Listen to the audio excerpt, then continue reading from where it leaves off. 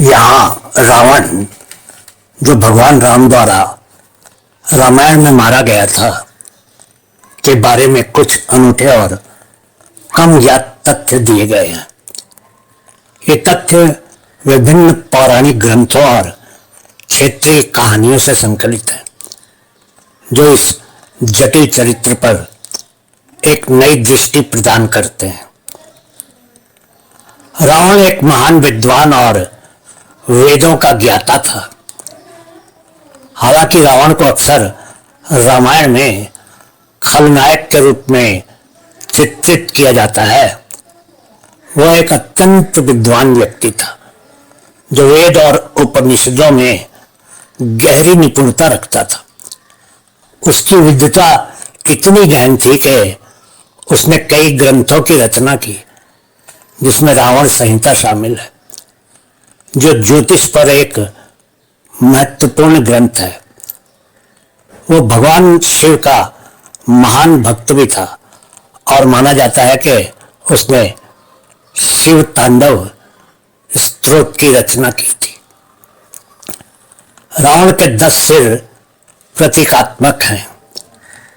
रावण के 10 सिर वास्तविक नहीं थे, बल्कि प्रतीकात्मक थे।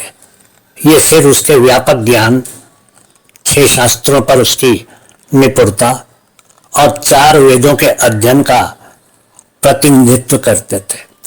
इसके अलावा प्रत्येक सिर विभिन्न भावनाओं का प्रतीक था, जैसे क्रोध, अहंकार, अभिमान, मोह और महत्वाकांक्षा, जिन्होंने अंततः उसके पतन में योगदान दिया।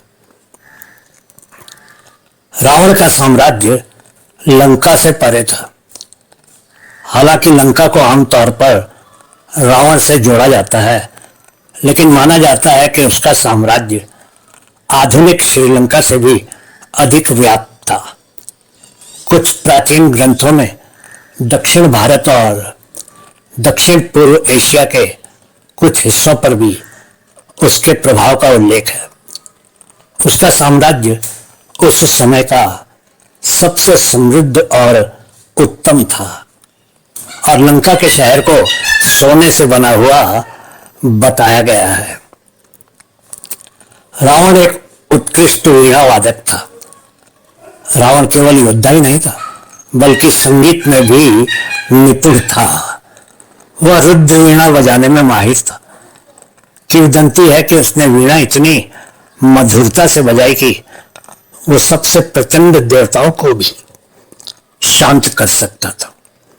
उसकी संगीत कला का कौशल पारंपरिक कथाओं में अक्सर अनदेखा कर दिया जाता है। रावण का जन्म एक ब्राह्मण परिवार में हुआ था। रावण, जिसे अक्सर राक्षस कहा जाता है, वास्तव में एक ब्राह्मण परिवार में पैदा हुआ था।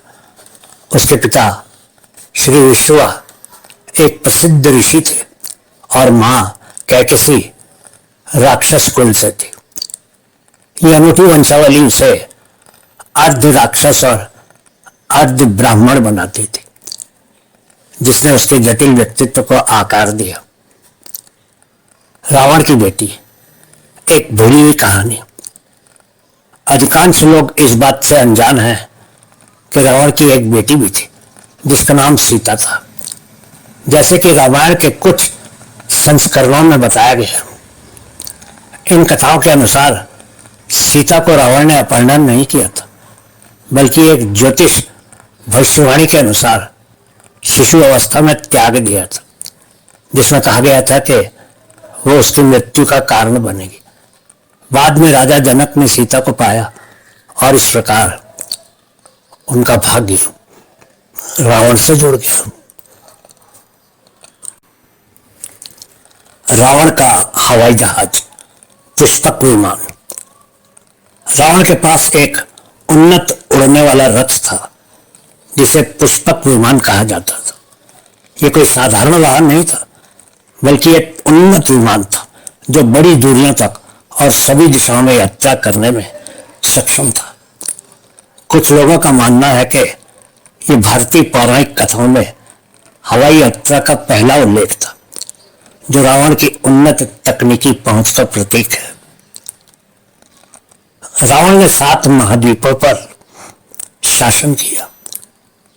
कुछ प्राचीन ग्रंथों में यह कहा गया है कि रावण का प्रभाव 7 महाद्वीपों तक फैला हुआ था।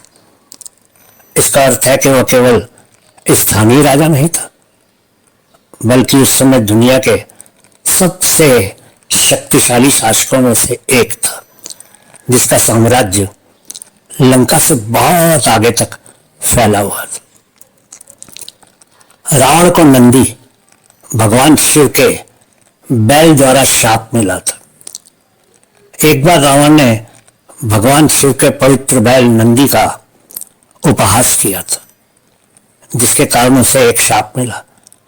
नंदी ने उसे शाप दिया कि बंदर उसके पतन का कारण बनेंगे।